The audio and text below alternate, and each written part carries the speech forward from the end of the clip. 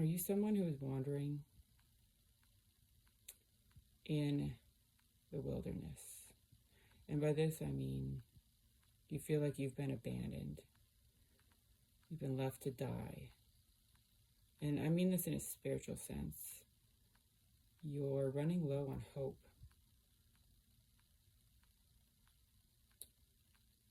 God has taken away things that you have been holding on to for dear life. And at this point, you feel like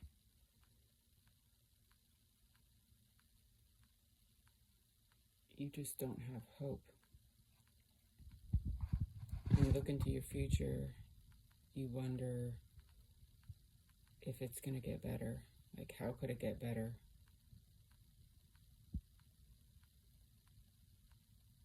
It's just a desperate situation, and you don't see the way out. But at the same time, God has given you a promise, a very specific, detailed promise.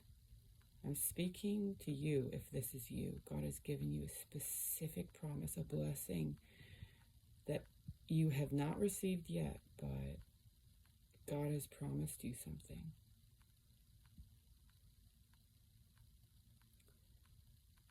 But you're beginning to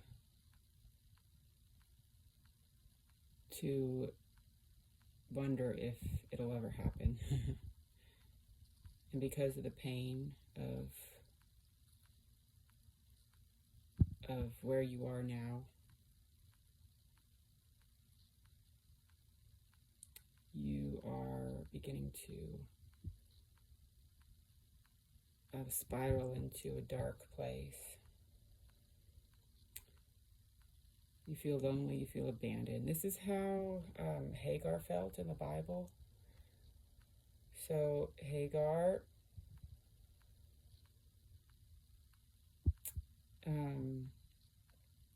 she has a child. Abraham was promised. God promised him a child, even though he and Sarah were old in age, and Sarah was barren. She couldn't have children. God promised that she would have a child. But, and this is kind of a side story, but just to give you background for Hagar.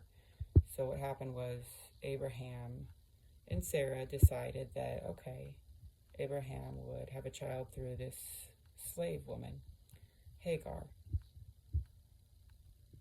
So she has a child through Abraham. And then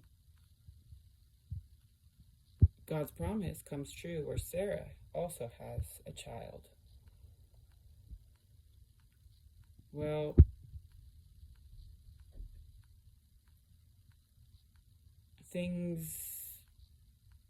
there's conflict in the family now, and Isaac, and it says here in Genesis 21,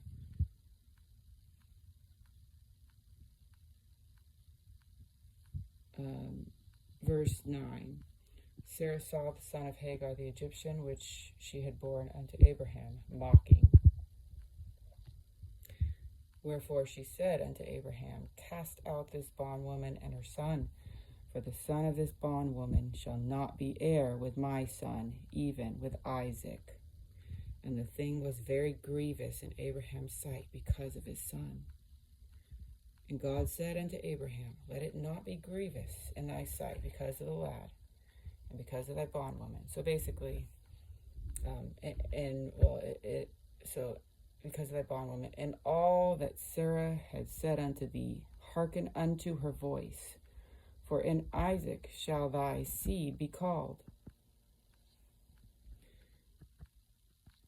So Abraham sends Hagar away without any place to go. She's in the wilderness with very little food,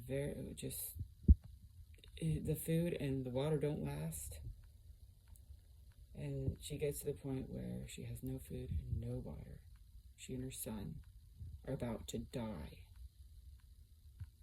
Their situation is desperate and they're about to die. And at this point, in verse 17, God heard the voice of the lad. And the angel of God called to Hagar out of heaven and said unto her, What aileth thee, Hagar? Fear not, for God hath heard the voice of the lad where he is.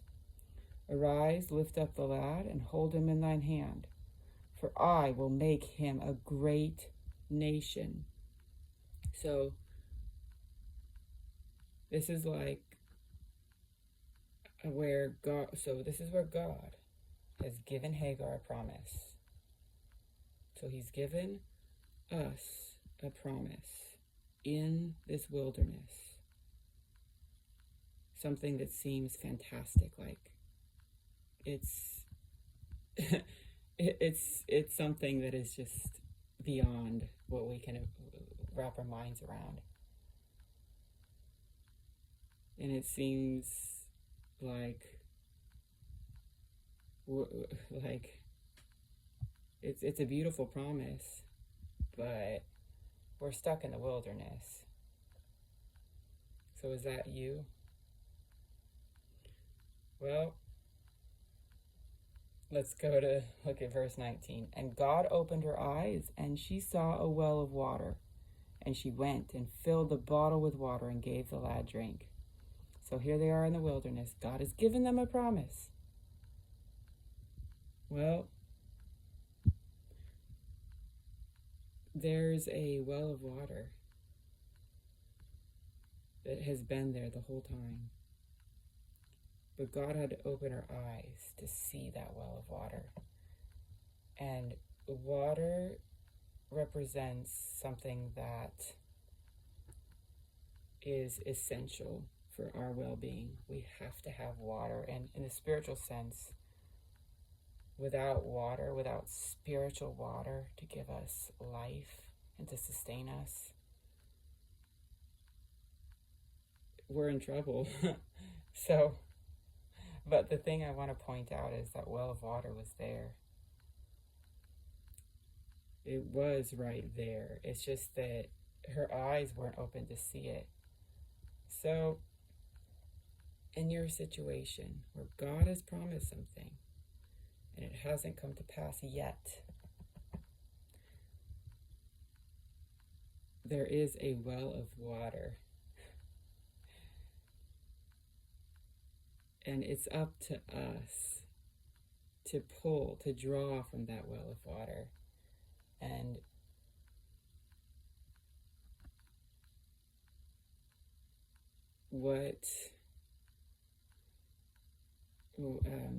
that well represents the hope of this promise coming to pass. So my encouragement to you is don't give up. God has promised you something. God has promised and he will deliver. So the key here is to meditate on that promise and allow it to strengthen us. The problem is we might just lose hope. As time goes on, we turn our focus to other things. We turn our focus to the impossibility of our situation, where let's make sure that our eyes stay opened so that we can see that well of hope and trust that God is preparing us to receive that blessing. So, thankfully, there is a well of water in the wilderness. And we can drink from that well. And that promise, it might seem so far off, it becomes real like we can make that promise a reality by meditating on it and being grateful and staying focused on that promise. So I just thought I'd share because that's been speaking to me.